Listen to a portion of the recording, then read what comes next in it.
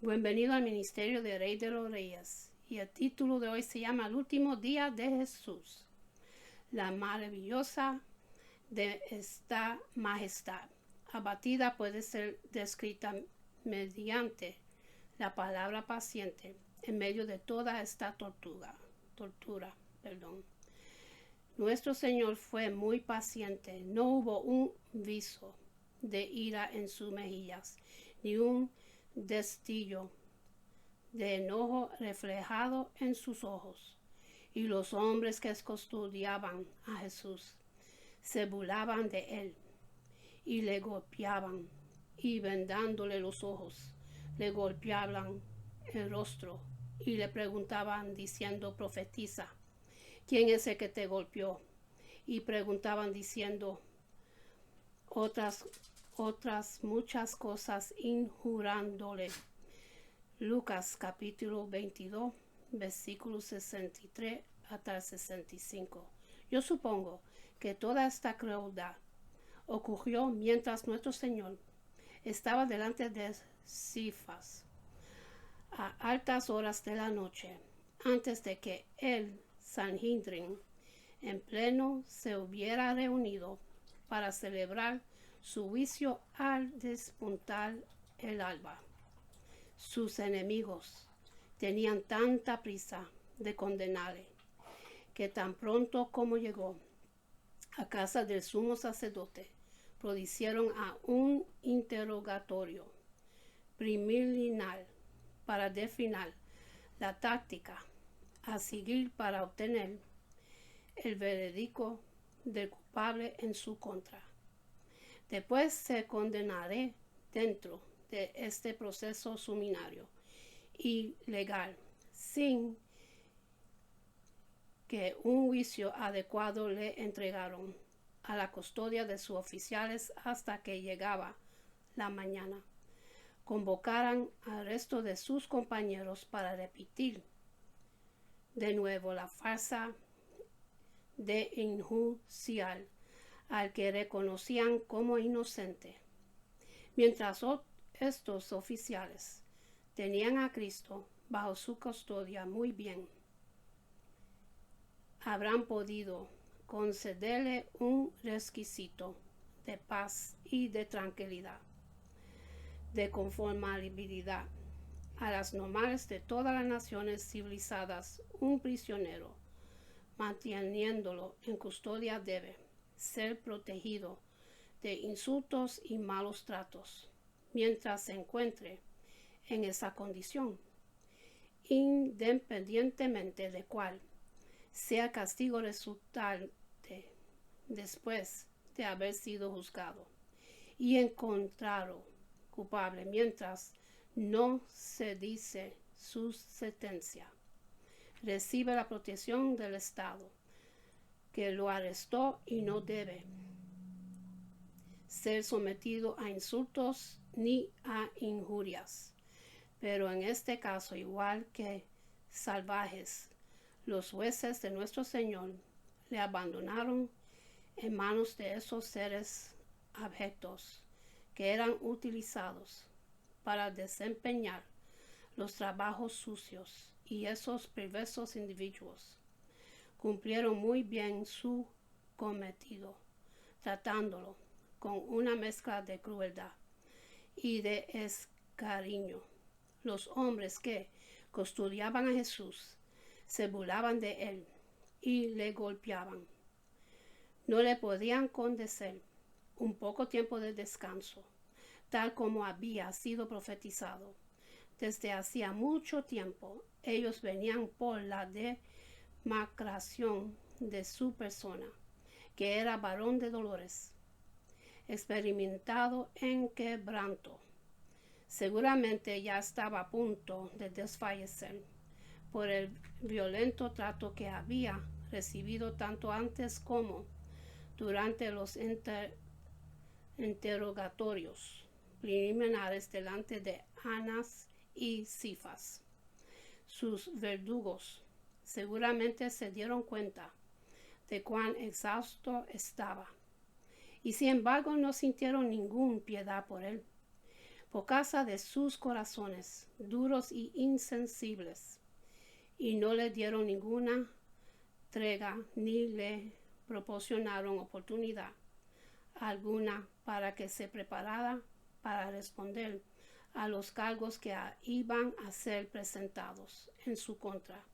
No había nadie ahí presente que vindicara su persona o que abogara por su causa. Más bien, el espacio de tiempo entre ese interrogatorio informal y el juicio más formal que le seguía, transcurriendo entre burlas y escarnios. Esos hombres eran unos cobardes, desalmados. Estoy seguro que lo que eran por su crueldad extrema, y la crueldad es uno de los distintivos de la cobardía donde quiera que se manifiesta.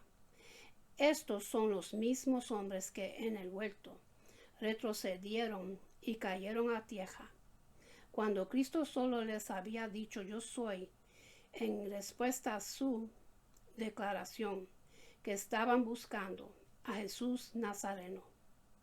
Ellos salieron con espadas y garrotes para llevarle prisionero, y sin embargo cayeron al suelo cuando él les habló una palabra o dos. Pero ahora que lo tenían en su poder y percibían aparentemente que no tenía la intención de exigir la energía divina con la que estaba dotando, sino que se encontraba su mismo como oveja delante de los transquiladores. Se decidieron a ser tan crueles con él como pudieran, que Dios no conceda que el pecado de la crueldad hacia cualquier ser viviente nunca se impute con justicia a ninguno de nosotros. Si has actuado con crueldad, aunque sea así, lo más ínfimo de la creación, debes despreciarte, pues eres de un orden inferior a la criatura que torturaste. Y si estos hombres hubieran juzgado rectamente, se habrían despreciado a sí mismos. Me parece que eran de lo más aborrecible de la humanidad, pues teniendo en su poder a un ser que sufría con mansedumbre, en vez de mostrar un rasgo de humanidad así a él, le ultrajaban de manera indecible, burlándose de él y tormentándole, dando rienda suelta a su vil naturaleza a su máximo.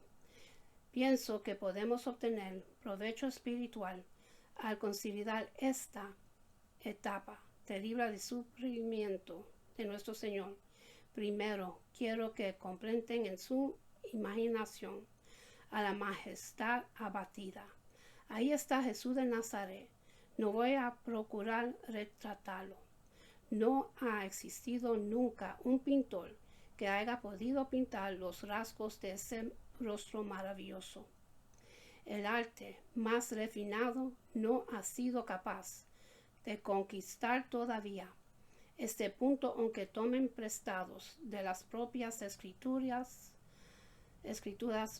su bosquejo y sus colores. Lo malo más detrás se torna insegura en la presencia de uno que es glorioso en sus tormentos. Por tanto, no voy a intentar buscar un retrato de mi Dios y Señor, sino que les pediré simplemente que le contemple por la fe, vestido con su túnica sin costura, atado en manos de los oficiales, que rodeándole le escarnecerían y se burlaran de él. Fijen sus ojos para que descansen en él con una mirada de amor y considerándolo como el grandioso centro de afecto de su corazón, que pueden ver ustedes, que creen en su deidad y que afirman que es Dios, verdadero de Dios verdadero. Si el Espíritu de Dios abre tus ojos, verás ahí a la omnipotencia cautiva. Los hombres que custodiaban a Jesús no sabían realmente quién era. Creían que era un pobre campesino de Galilea, pues le delataban ese acento regional.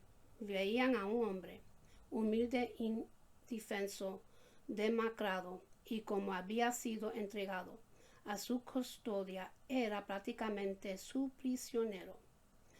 No reconocen que él era el Dios Todopoderoso, la misma deidad que creó los cielos y la tierra, pues todas las cosas por él fueron hechas y sin él nada de lo que ha sido hecho fue hecho. Él era en aquel preciso momento quien sustenta todas las cosas con la palabra de su poder, y en medio de toda su debilidad y entre todos sus sufrimientos, incluso en esa condición, era Dios sobre todas las cosas, bendito por los siglos de los siglos.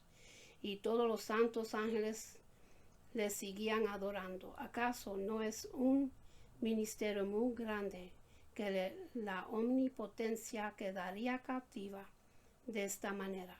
Qué maravilloso es que quien puede crear y puede destruir según el puro afecto de su voluntad se haga revestido de nuestra naturaleza, y en esa naturaleza se haga abatido, tanto como para permitir ser sometido por los elementos más crueles y soeces de la humanidad. Qué maravilloso muestra de condescendencia encontramos aquí. La omnipotencia permite ser sujetada y nunca se muestra más omnipotente que cuando se sujeta a sí misma para ser la prisionera de hombres pecadores. Comprenden nuevamente a esta majestad abatida y verán a la gloria encarcelada, pues los hombres que costeaban a Jesús se burlaban de él. Para ellos él era un candidato perfecto para el ridículo y el escarnio por haberse proclamado rey, cuando ni siquiera contaba con un ejército armado ni con multitudes de seguidores que tuvieran la esperanza, aunque fuera durante un segundo, de oponerse al poderoso César, que mantenía a Israel bajo servidumbre. Ay, había una gloria en Cristo que se había dignado velar y ocultar por un tiempo, pero que los ángeles contemplaban y adoraban, y sin embargo, estos hombres se burlaban de él. Hay algunos temas que enmudecen al comentarista, y este tema tiene un efecto sujante en mí. Me parece sorprendente que el Dios que reinaba en la gloria sobre miradas de santos ángeles fueran encarnecidos por unos infieles que no habían podido vivir ni siquiera un instante más en su presencia si él no se los hubiese permitido. Sin embargo, veo en mi texto que el creador de los cielos y la tierra permaneció ahí para ser despreciado y desechado entre los hombres, y para ser tratado con el mayor oprobio y escarnio. Y podré decir esto, pero ustedes no se dan cuenta de lo que significa. Este es uno de esos grandiosos misteriosos de la fe que nos asombra. Lo creen sin la menor duda y sin embargo, en la medida que tratan de abarcarlo y comprenderlo en esa misma medida, los ilude y se eleva por encima de ustedes. Así vemos a la omnipotencia cautiva y la gloria encarnecida. A continuación vemos a la bondad golpeada, la bondad perfecta, infinita e infalible, es golpeada, herida, atacada, asaltada. Los hombres que acostaban a Jesús se burlaban de él y lo golpeaban a la depravación. Es un acto de justicia, incluso al alzar la espada en contra de la opresión. No siempre es algo condenado, pero golpearlo a él, que nunca le hizo mal a nadie, sino que ha hecho el bien a todos los hombres y ha concedido a algunos de ellos todo el bien concebible. Ay, esto es ciertamente bestial. El bendito Hijo de Dios ahí tenía su alma, esa misericordia que permanece para siempre, y sin embargo le golpeaban. Ardía en su corazón un amor que las muchas aguas no podrían apagar, ni agotaran los ríos. Y sin embargo ellos lo golpeaban. Él no había venido en misión de venganza, sino para traer paz y buena voluntad a los hombres y para establecer un reino de gozo y amor. Y sin embargo le atacaron. Cuán admirable es maravilloso que la bondad sea tan buena que acepte someterse a esta vergonzada indignidad. Nadie excepto la bondad divina se habría sometido a ella. Ven lo que estos burladores y golpeadores hicieron después a nuestro Señor. Sacaron un pañuelo a un trapo de algún tipo y lo pusieron sobre sus ojos. La omnisciencia vendada, en verdad, no puede ser vendada. Sin embargo, en el Cristo había esa omnisciencia de la deidad, y hasta donde les fue posible, estos hombres le vendieron con la esperanza de que no pudiera ver lo que estaba haciendo. Y conozco algunas personas que procuran actuar de esta manera en estos momentos. El único Dios que tiene en un Dios ciego. Ellos creían en lo que llaman las fuerzas de la naturaleza y luego hablaban condescendentemente de Dios como si fuese únicamente la suma de las fuerzas de la naturaleza que obraban de conformabilidad a ciertas leyes mecánicas que no pueden ser alteradas jamás. El Dios en quien profesan creer es un Dios que no ve. No dicen que es inútil orar o negar que Dios se interesa en individuos tan insignificantes como nosotros. Yo recuerdo haber leído acerca de esos dioses de los filósofos. Tenían boca, mas no hablaban. Tenían ojos, mas no ven. Orejas tienen, mas no oyen. Tienen narices, mas no huelen. Manos tienen, mas no palpan. Tienen piel, mas no andan. No hablan con su garganta. Semejantes a ellos son los que los hacen y cualquiera que confíe en ellos, pero nuestro Dios está en los cielos viendo todo lo que sucede y haciendo conforme a su agrado entre los huéspedes de arriba y en medio de los hombres de abajo. Ahora no podría ser vendado como una vez lo fue, cuando se humilló para llevarse nuestra naturaleza y para cargar con nuestro pecado. Haz que se laven con leche y la perfección colocados, sobrepasando a las mismas estrellas del cielo, en su esplendor, que le circundan todo alrededor. Sus ojos ardían de amor y en ellos resplandecerían brillantes diamantes de piedad por todos los dolores de humanidad. Sin embargo, aquellos hombres crueles ocultaron esos ojos preciosos suyos, vendándolo al Cristo de Dios. Ahora ciertamente le habían hecho sufrir lo suficiente, demasiado en verdad, pero todavía una vez más las infinitas bellezas de su rostro bendito iban a ser desfiguradas, pues le golpeaban el rostro. Oh, si nosotros hubiésemos estado ahí, decimos, nuestra indignación habría ardido en contra de ellos por golpear este rostro amado.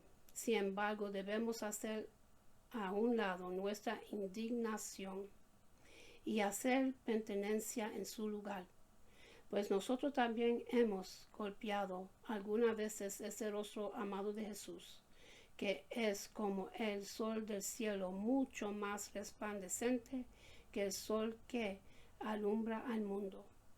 Y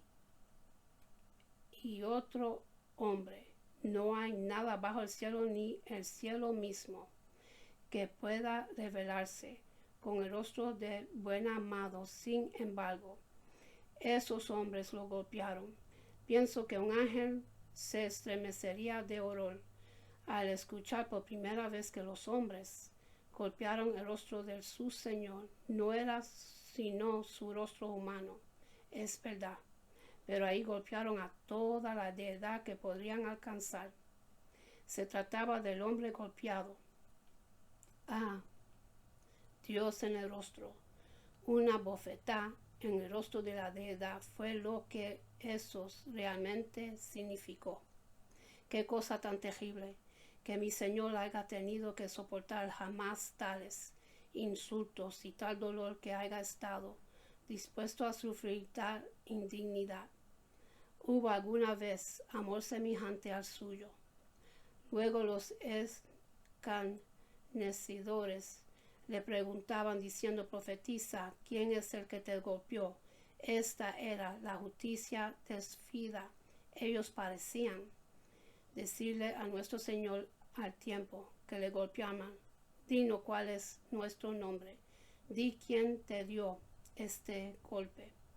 Tú no puedes impedirlo, no puedes vengarte, pero al menos intentar dar el nombre del hombre que te golpeó.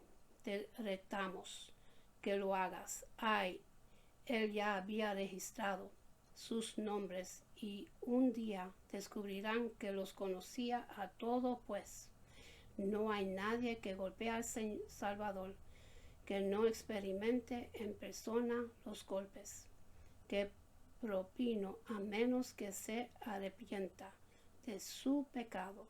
La justicia fue desafiada cuando le golpeaban el rostro y le preguntaban diciendo, profetiza, ¿quién es el que te golpeó? Repito que no soy capaz de hablar dignamente de un tema como este, y estoy seguro que nunca lo seré mientras viva. No está al alcance de los labios del barro.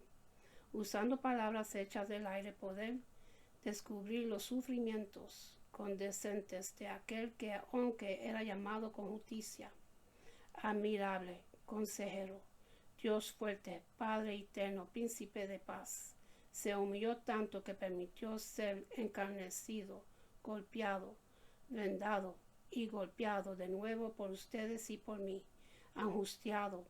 Lo intento una y otra vez, pero mis esfuerzos son todos vanos. Nuestra lengua no puede articular palabra ahora. Debemos morir para poder hablar de Cristo, la maravillosa de esta majestad. Abatida puede ser descrita mediante 4 palabras. La primera palabra es que en medio de toda esta tortura, nuestro Señor fue muy paciente. No hubo un visto de ira en sus mejillas, ni un destello de enojo reflejado en sus ojos. Lo soporto todo, lo aguanto todo en su alma, con paciencia divina, con la misma paciencia del Dios de la paciencia. La siguiente palabra es que guardo silencio en medio de toda esta crueldad. No expreso ni una sola palabra de queja de mi condenación contra sus verdugos. Esto demuestra su verdadera grandeza. La elocuencia es algo fácil cuando se le compra con el sencillo, y tal vez no habrá sido cierto de Cristo, que jamás hombre alguno ha hablado como este hombre. Si no hubiera sido cierto también que jamás hombre alguno inmudecido como este hombre. Él cumplió al pie de la letra la antigua profecía. Como cordero fue llevado al matadero, y como oveja delante de sus transquiladores. Inmundicio, y no abrió su boca. Señor, enséñanos a imitar tu paciencia y tu silencio. Observen en tercer lugar, cuán elocuente fue precisamente en medio del silencio. Dijo más por nosotros y nos habló más a nosotros cuando guardó silencio, que si hubiera pronunciado muchas frases ardorosas en la calma y sinceridad de Cristo, en presencia de esos crueles perseguidores, en el carácter de Cristo lleno de perdón en las circunstancias más exasperantes, y en la paciencia de Cristo bajo esos sufrimientos incomparables, vemos una elocuencia sin par, y sin embargo advierten algo muy triunfante en las aflicciones de nuestro Señor, aunque le ha llamado paciente, silencioso y elocuente. También debo llamarle victorioso. Sus perseguidores no lograron que él cediera a la ira. No pudieron destruir su misericordia. No pudieron apagar su amor. No pudieron prisionarlo para que pensara en sí mismo. No lograron hacer declarar que no podría seguir adelante con su obra de salvación de los pecadores, pues los hombres habían comenzado a burlarse de él y lo golpearon y a tratarle con desprecio. No Cristo, con un alma fuerte preservada en su obra de misericordia, como un vigoroso cazador que persigue a su presa en las montañas, saltando de risco en risco y de penasco en penasco, desviando el peligro y la muerte hasta cazar a la criatura, tras cuya pisa hasta corrido. Así, oh tú, Cristo poderoso, cumpliste tu glorioso propósito de amor y misericordia. Tú llevaste cautiva la cautividad por el sufrimiento hasta el amargo fin, y todo eso fue infligido sobre ti hasta la muerte de la cruz. Así he procurado retratar a la majestad abatida, pero no ha sido capaz de descubrir en ni la majestad de Cristo ni su abatimiento, como merecen ser descritos. Mediten en estos temas y pidan al Espíritu Santo que les dé la capacidad de verlos de una manera que la naturaleza humana por sí sola no podría hacerlo. Y con esto termino, mis hermanos, y para los que quieren recibir a Jesucristo en su corazón, para que su nombre esté escrito en el libro de la vida, repiten conmigo la oración de salvación. Y dice así: Padre Celestial, en el nombre de Jesús, yo me arrepiento de todos mis pecados y abro mi corazón para que Jesús venga dentro de mí. Jesús, yo creo que tú eres mi Señor y Salvador. Creo que moriste por mis pecados y se levantó de los muertos. Lléname con tu Espíritu Santo. Gracias, Padre, por salvarme. En el nombre de Jesús. Amén. Y en Sejal voy a hacer una oración de bendición que Jehová de los ejércitos se lo dio a Moisés.